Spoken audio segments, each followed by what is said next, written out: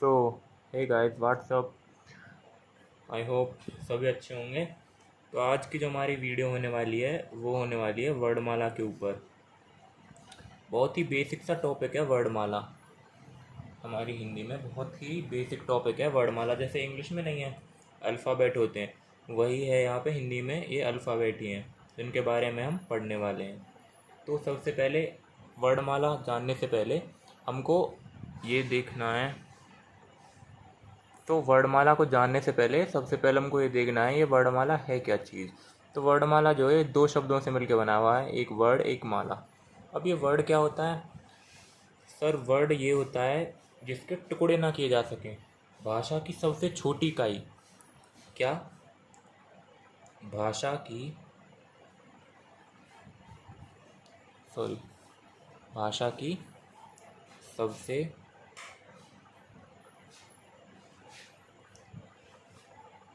छोटी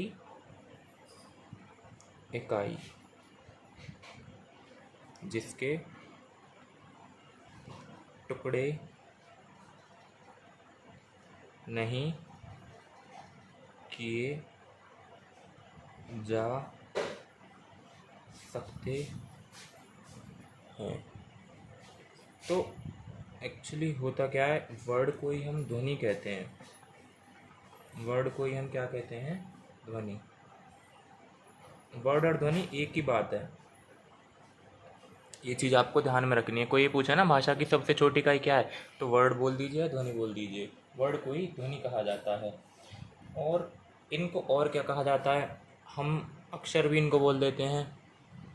क्या बोल देते हैं? अक्षर। वर्ड पढ़ लिया। अब वर्णमाला। तो वर्णों के व्यवस्थित क्रम को, वर्णों के एक व्यवस्थित क्रम को वर्णमाला कहा जाता है। वर्णों के व्यवस्थित क्रम को ही वर्णमाला कहा जाता है। वर्णों के व्यवस्थित क्रम को ही क्या कहा जाता है? वर्णमाला। तो ये आपको क्लियर हो गया होगा वर्णमाला होता क्या है। अब यहाँ पे जो हम वर्णमाला पढ़ते हैं ना, वो कौन सी वर्णमाला पढ़ते हैं? जो हमारी केंद्रीय हिंदी निर्देशालय द्वारा और राष्ट्रीय शैक्षिक अनुसंधान और प्रशिक्षण परिषद द्वारा, मतलब हमारी NCERT इसके द्वारा जो हमारी वर्णमाला है वो निर्धारित की गई है। उसका नाम है मानक देवनागरी वर्णमाला। बहुत अच्छा क्वेश्चन बनता है यहाँ से कि हम कौन सी वर्णमाला पढ़ते हैं, तो वो है मानक देवनागरी वर्णमाला। ठीक है, मानक देवनागरी वर्णमाला। मतलब भाई ये जो है बहुत बेसिक नॉलेज है। अगर आप वर्णमाला पढ़ रहे हो और आपको यही नहीं पता हम पढ़ कौन सी वर्णमाला रहे हैं, तो क्या फ़ायदा है इसी नॉलेज का? तो ये बेसिक सी चीज़ आपको याद रखनी है, मानक देवनागरी वर्णमाला। कई बार क्वेश्चन पूछा भी जाता है कि हम कौन सी वर्णमाला पढ़ते हैं। अब वर्णमाला में होता क्या क्या है? वर्णमाला सबसे पहले मैं बेसिक सा ही बता देता हूँ आपको, इसके टुकड़े करके। ठीक है गाइस? तो यहाँ पे वर्णमाला जो हमारी बांटी गई है ना, एक तो स्वर, एक होते हैं व्यंजन, एक होते हैं अयोग, वाह, एक हो गए हमारे स्वर, एक हो गए हमारे व्यंजन, और नंबर थर्ड हो गए हमारे अयोगवा। फर्स्ट, सेकंड, और ये हमारा थर्ड। अब ये स्वर क्या होता है? स्वर जो है वर्णमाला का एक अंग है। ठीक है, और ये स्वर जो हैं ऐसे वर्ड होते हैं कि जिन वर्णों का उच्चारण स्वतंत्र रूप से किया जा सके।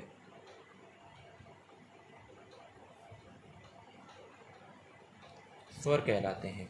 जिन वर्णों का उच्चारण स्वतंत्र रूप से किया जा सके वो स्वर कहलाते हैं। अब व्यंजन क्या होता है? जिन वर्णों का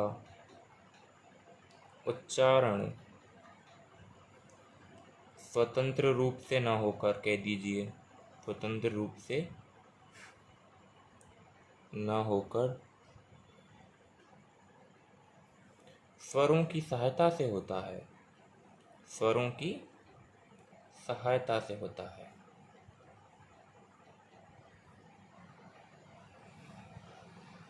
वो क्या कहलाते हैं?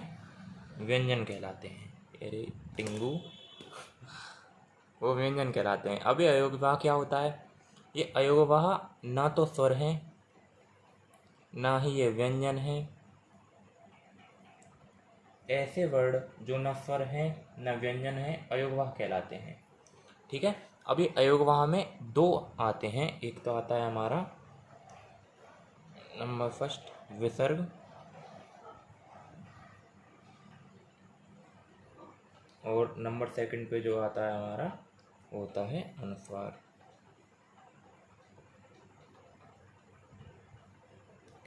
ऊपर नीचे हो जाता है, कोई दिक्कत नहीं है। अब अनुस्वार में आती है हमारी छोटी अंग, छोटी अंग पहले आती है वैसे, और विसर्ग में आती है हमारी बड़ी अंग, बड़ी अंग बाद में आती है। फर्स्ट इसको बोल दीजिए, सेकंड इसको बोल दीजिए, कोई दिक्कत नहीं है। फर्स्ट सेकंड पट पहले छोटी अंग फिर बड़ी अंग। ठीक है। आप अनुस्वार ऊपर लिखना, विसर्ग नीचे लिखना, कोई दिक्कत नहीं है यहाँ पे। अब व्यंजन में क्या क्या आता है? व्यंजन में हमारे का से लेके ज्ञा तक, ये सारे वर्ड किस में आते हैं? व्यंजन में आते हैं, का से ज्ञा तक। स्वर में क्या आता है? आ से लेके, छोटे आ से लेके बड़े ओ तक, यहाँ तक के हमारे स्वरों में आते हैं। ठीक है। अब थोड़ा हम डिटेल में पढ़ेंगे, छोटा छोटी वगैरह आगे पढ़ेंगे हम। अब यहाँ पे मैंने आपको बताया था ना कि जिन वर्णों का उच्चारण स्वतंत्र रूप से ना होकर स्वरों की सहायता से होता है। आप ये जो का देख रहे हो ना, ये व्यंजन पता है, इसमें स्वर है तब हम इसको का बोल रहे हैं, नहीं तो ये यहाँ पे इसका जो असली रूप है ना वो ये है, ये क। ये आधे होते हैं, इनको हम स्वतंत्र रूप से नहीं बोल पाते। क ख। तो अगर हम छोटा आ जोड़ेंगे इसमें, छोटा आ, तब जाके बनेगा क, ये बनेगा ख। ख क। आप मतलब अपने आप उच्चारण करके देखिए, छोटा आ आप खुद बोलोगे। भाई रटने वाली कोई बात ही नहीं है। आप उच्चारण करके देखिए अपने आप अपने आप उच्चारण करके देखिए। आपको रटना नहीं है बिल्कुल भी। मेरी क्लास में सब चीज़ आप प्रैक्टिकल कर सकते हो। भगवान ने आपको इतना अच्छा मुंह दिया है तो आप प्रैक्टिकल करो। क ख। ठीक है। आप हर चीज़ प्रैक्टिकल करेंगे ना अपने ऊपर, अपने मुंह से, तो बहुत ही आसान पड़ जाएगा। ये रटने वाली बात नहीं है यहाँ पे। तो अब हम थोड़ा आगे बढ़ते हैं, आगे बढ़ते हैं थोड़ा। सबसे पहले बताओ, सबसे पहले क्या देखें? स्वर।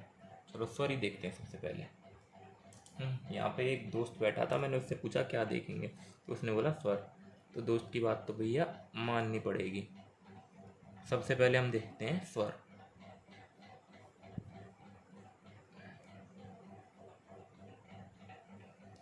स्वर की मैंने परिभाषा आपको लिखवाई दी है। अब स्वर, अगर कोई मेरी वीडियो किसी प्रिपरेशन के लिए देख रहा हो उसके लिए बहुत अच्छी है।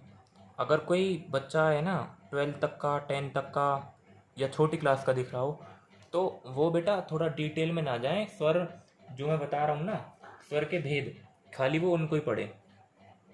तो उच्चारण के आधार पर, उच्चारण के आधार पर स्वरों के भेद। तो छोटी क्लास का बच्चा सिर्फ इसको नोट करे, या फिर स्वर के भेद लिख दे डायरेक्ट। उच्चारण के आधार पर उसको लिखने की कोई जरूरत नहीं है, कंपटीशन वालों के लिए उच्चारण के आधार पर। तो स्वरों के जो है 3 भेद बताए गए हैं। नंबर 1 ह्रस्व स्वर, यहाँ पे है ना, ये आपको हाल दिख रहा है, यहाँ पे रा निकल रहा है, ह्रस्व स्वर। नंबर 2 दीर्घ स्वर, दीर्घ स्वर। नंबर 3 प्लुत, प्लुत स्वर। दीर्घ स्वर, सॉरी ह्रस्व स्वर, दीर्घ स्वर, प्लुत स्वर। अब ये ह्रस्व स्वर क्या होता है? जिन स्वरों के उच्चारण में कम समय लगता है, डेफिनेशन लिख लेना भाई, जिन स्वरों के उच्चारण में कम समय लगता है उनको ह्रस्व स्वर कहते हैं। डेफिनेशन लिख लेना भाई, जिन स्वरों के उच्चारण में कम समय लगता है उनको कहते हैं ह्रस्व स्वर। जिन स्वरों के उच्चारण में ह्रस्व स्वर से दुगना समय लगता है इनको कहते हैं दीर्घ स्वर। और जिन स्वरों के उच्चारण में ह्रस्व स्वर से तिगुना समय लगता है उसको कहते हैं प्लुत स्वर। इनमें कम समय लगता है, इसमें ह्रस्व का दुगना, इसमें ह्रस्व स्वर का तिगुना। बात समझ में आ गई आपको? ह्रस्व स्वर से हम लघु स्वर भी कहते हैं। कौन से स्वर कह देते हैं हम इनको? लघु स्वर। इसके अंतर्गत 4 स्वर आते हैं, इसके अंतर्गत 4 स्वर आते हैं। भाई मैं शॉर्ट में लिखवा रहा हूँ, थोड़े शॉर्ट नोट हैं, आप डेफिनेशन लिखते रहें। इसके अंदर कुल 4 स्वर आते हैं, छोटा आ, छोटी ई, छोटा ऊ और रा ऋषि। छोटा आ, छोटी ई, छोटा ऊ, रा ऋषि। कुल 4 स्वर आते हैं इसके अंतर्गत। दीर्घ स्वर, दीर्घ स्वर में बात करें दोगुना समय लगेगा, तो दीर्घ स्वर से हम जो है इसमें देखते हैं अभी हम आगे। दीर्घ स्वर की जो संख्या होती है कुल, वो होती है 7। तो इनको छोड़ के बाकी के सभी दीर्घ स्वर में आएंगे। बड़ा आ, बड़ी ई, ऊ, छोटी ए, बड़ी ए, छोटा ओ, बड़ा ओ। ह्रस्व स्वर, इनको हम एक मात्रा वाला स्वर भी कहते हैं। एक मात्रा वाला, इनको हम 2 मात्रा वाला स्वर भी कहते हैं। 2 मात्रा वाले स्वर, 1 मात्रा वाले स्वर। इसको हम जैसे लघु बोलते हैं ना, इसको यहाँ पे ऐसे इनको गुरु बोलते हैं। जैसे इसको लघु बोलते हैं, इसको गुरु बोलते हैं। आई होप ये आपको बहुत अच्छे से समझ में आ रहा होगा, ऐसी कोई ज़्यादा बड़ी बात नहीं है यहाँ पे। प्लुत स्वर, प्लुत स्वर क्या है? अभी बताया था सर मैंने कि जिन स्वरों के उच्चारण में ह्रस्व स्वर से तिगुना समय लगता है।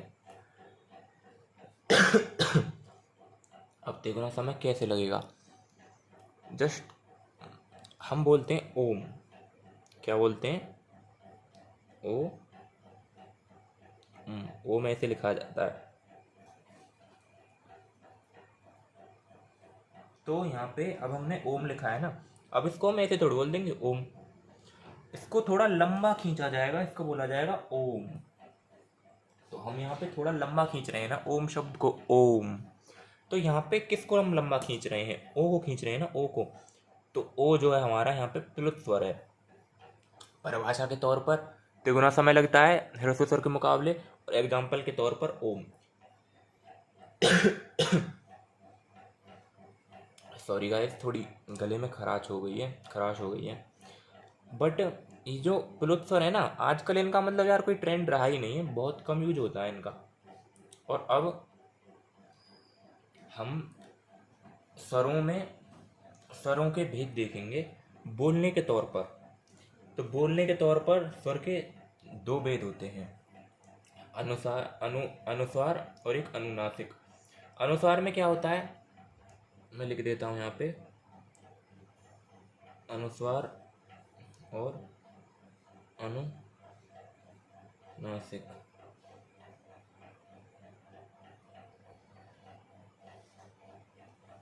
अनुस्वार और अनुनासिक स्वर में। इस स्वर में पता है सारे के सारे स्वर आ जाते हैं जो मुंह से बोले जाते हैं, जैसे आ से लेके ओ तक आ जाएंगे, क्योंकि ये नाक से नहीं बोले जा रहे हैं ओ। बट अनुनासिक में पता है क्या होता है, अ ये चंद्रबिंदु रख गया है ना, न तो ये नाक से बोले जा रहे हैं, तो ये अनुनासिक। ये नाक से नहीं बोले जा रहे हैं, तो ये अनुस्वार बोलने के तौर पर, वायु के तौर पर, कि वायु अगर मुख से निकल रही है, अनुस्वार स्वर में क्या होता है, वायु मुख से निकलती है।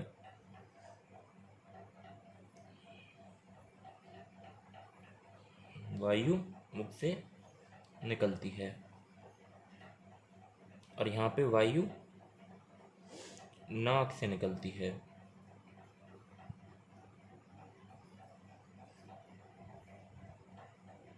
ठीक है, एग्जाम्पल मैंने आपको बता दिया है। अगर कोई पूछे अनुस्वार स्वर और अनुनासिक स्वर में अंतर बताइए, तो ये मैंने आपको बता दिया है। ठीक है, थोड़ा आगे बढ़ें। अब हम देखेंगे होठों की आकृति के आधार पर, होठों की आकृति के आधार पर के मतलब हम कोई शब्द जो है, जैसे हमने बोला ओ, हमने क्या बोला ओ। अब ओ में हमारे जो होठ हैं वो गोल हो जाते हैं, ओ। ठीक है, जैसे इमेजिन करो, इमेजिन क्या, अपने होठ ही देख लो, ये आपके होठ हैं।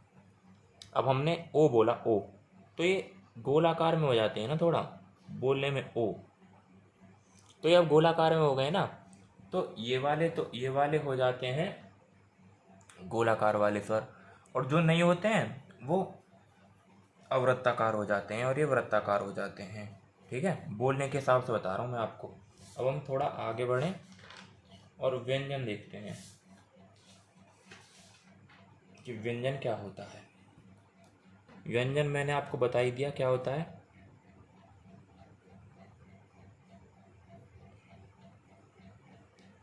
ये जो मैंने अभी आपको बताया था ना, ये मैंने बताया था कि मैं अभी बेसिक बता रहा हूँ इस वीडियो में सिर्फ। ये उच्चारण के आधार पर ही मैंने स्वर बताए, ह्रस्व दीर्घ प्लुप्त। अगली वीडियो आएगी, नेक्स्ट वीडियो, उसमें हम बात करेंगे सारे के सारे स्वरों को खोल के। स्वरों को कई भागों, कई आधारों पे बांटा गया है, सारा का सारा नेक्स्ट वीडियो में बात करेंगे। अभी थोड़ा शॉर्ट में हम बता दिया मैंने क्विक रिवीजन के लिए। व्यंजन, व्यंजन हमारे तीन तरह के होते हैं, स्पर्श व्यंजन,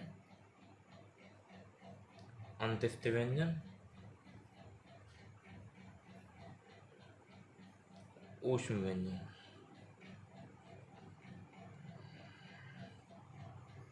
और जो है ये तो उच्चारण पे होते हैं, उच्चारण पे आधार। बट एक व्यंजन और है जिसको मानते हैं हम, वो है संयुक्त व्यंजन। संयुक्त व्यंजन, 1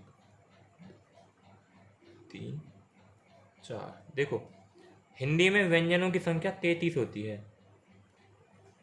हिंदी में व्यंजनों की संख्या 33 होती है। हिंदी में स्वरों की कुल संख्या कितनी होती है, 11। व्यंजनों की कुल संख्या कितनी होती है, 33, और अयोगवाह की 2। ये तो हो गया हिंदी में। बट व्यंजन तो होते हैं 11, स्वर होते हैं 39, और व्यंजन होते हैं 39 और अयोगवाह होते हैं 2। जब जाके हमारी हिंदी वर्ड वाला में कुल 52 वर्ड होते हैं, 52। पता है ये 33 क्यों है, क्योंकि बहुत सारे वर्ड ऐसे हैं ये उच्चारण के तौर पे हैं। जैसे हम मौखिक भाषा में है ना, डा और डा, ये 2 नहीं आते, ये डा और ये वाला, ये उच्चारण में तो एक ही चीज़ बोली जाएगी ना, उस हिसाब से 33 बैठ रहे हैं, और ये 39। ठीक है, लिखने के हिसाब से तो लिखित में तो हैं 39, ये आपको याद रखना है। और वैसे हिंदी में अगर पूछे ना डायरेक्ट कि हिंदी में कितने व्यंजन है, तो 33 व्यंजन है हिंदी में, बस 33 व्यंजन। ठीक है भाई। और अगर आपसे ये पूछे ना कि लिखित में स्वर कितने हैं, लिखित में लिखित में तो हैं 11 लिखित में, और मौखिक में है केवल 10। क्योंकि ये जो हमारा रा ऋषि होता है ना, रा ऋषि, इसको बोलने के हिसाब से ये इसमें ही आ जाता है, इसमें। ठीक है, जब हम बोलते हैं ना इसमें ही आ जाता है, तो इसको हम नेग्लेक्ट कर देते हैं, इसलिए मौखिक में है 10 स्वर। ठीक है, आई होप अंडरस्टैंड हो गया होगा ये आपकी। तो स्पर्श व्यंजन, अंत्यस्थ व्यंजन, ऊष्म व्यंजन, संयुक्त व्यंजन। अब ये स्पर्श व्यंजन ये जो है का से लेके माँ तक होते हैं स्पर्श व्यंजन। क्या, का से लेके माँ तक, इनकी कुल संख्या 25 है। ठीक है भाई। अंत्यस्थ व्यंजन मतलब डेफिनेशन अभी मैं लिखवाऊंगा आपको, 2 मिनट वेट करें। अंत्यस्थ व्यंजन कौन कौन से होते हैं? या से लेके वा तक। ऊष्म व्यंजन कौन कौन से होते हैं? शा से लेके हा तक। इनकी कुल संख्या 25 है, इनकी कुल संख्या 4 है, इनकी कुल संख्या 4 है, और संयुक्त व्यंजन की कुल संख्या 4 है। ये होते हैं श्रेय, त्रय, ज्ञ और ये वाला श्रेय। ये 4 होते हैं संयुक्त व्यंजन हमारे। ठीक है। अब स्पर्श व्यंजन कौन से होते हैं? स्पर्श व्यंजन मतलब हमारे मुख के किसी भाग को टच करके आ रहे हैं। अगर कंठ ले लो, तालु ले लो, मूर्धन्य ले लो, दंत ले लो, ओष्ठ मतलब होठ ले लो, अगर इन किसी इसमें से किसी चीज को टच करके आ रहा है व्यंजन तो स्पर्श व्यंजन है। अंत्यस्थ व्यंजन, अंत्यस्थ, य, र, स, सॉरी, ल, व, मतलब इनमें है ना अंदर से कुछ आता है, ये किसी को टच ही नहीं कर रहा। य, व, र, ल, ये अंदर से निकल के आते हैं, तो ये अंत्यस्थ व्यंजन है। ये जो का और मा, ये तो हमारे कंठ से निकल रहे हैं, और ये या से लेके बा तक है, ये अंदर से आ रहे हैं कुछ। अंत्यस्थ, अंतस्थ अंदर स्थित हैं। ऊष्म व्यंजन, आप शा बोल के देखो शा, आप सा बोल के देखो सा, आप शा बोल के देखो शा, आप हा बोल के देखो हा। मतलब अंदर से कुछ भाप सी आती है, अंदर से कुछ भाप सी आती है। ऊष्म, ऊष्म पता है गर्म हो, ऊष्म मतलब किसी भाप को ही कहते हैं ऊष्म। अब शा बोल के देखो शा, हा, सा। ठीक है, मतलब कुछ भाप सी मुंह में से बाहर आएगी, ऊष्मा सी आएगी कुछ, तो ये ऊष्म व्यंजन है। आप प्रैक्टिकल करके देखोगे ना साथ के साथ, बहुत अच्छे से समझ में आएगा। संयुक्त व्यंजन जो 2 व्यंजनों के मेल से बने हैं, ये जो है 2 व्यंजनों के मेल से बनते हैं संयुक्त व्यंजन। ठीक है। जैसे कि ये ज्ञा है, ये किस किस से मिलके बना है ज्ञा? ये मिलके बना है, एक तो होता है हमारा अइया जिसको बोलते हैं, ये कुछ ऐसी होती है अइया, और जा और अइया, इन दोनों से मिलकर हमारा ज्ञा बना है। त्रा, त्रा हमारा त और र से मिलकर बना है। ठीक है, तो ऐसे हमारे जो है संयुक्त व्यंजन मिलकर किसी ना किसी से बने हैं। तो अब हम थोड़ा आगे बढ़ते हैं अपनी वीडियो में।